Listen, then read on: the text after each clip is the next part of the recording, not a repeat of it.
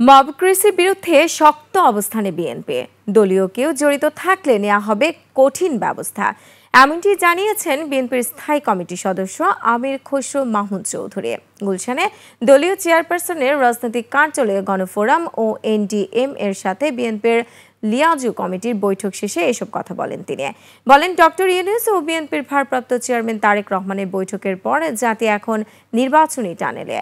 ফেব্রুয়ারিতে নির্বাচনের সাদরে গ্রহণ করেছে দেশবাসী জানিয়ে তিনি আরো বলেন, যুগপৎ আন্দোলনে যারা একসাথে আন্দোলন করেছে তাদের সবাইকে নিয়ে জাতীয় সরকার গঠন করতে চায় বিএনপি।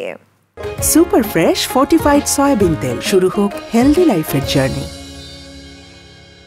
মবক্রেসির বিরুদ্ধে বিএনপি শক্ত অবস্থানে আছে। সেই অবস্থান থেকে বিএনপি সরে দাঁড়াবে না। বিএনপি বাংলাদেশের সহনশীল, পরস্পরের সম্মানবোধের রাজনীতি প্রতিষ্ঠিত করার জন্য অঙ্গীকারবদ্ধ। এখান থেকে সরার কোনো সুযোগ নাই। এই সমস্ত মবক্রেসিতে যারা জড়িত, এটা তাদের ব্যক্তিগত সমস্যা, এটা বিএনপির কোনো সমস্যা না।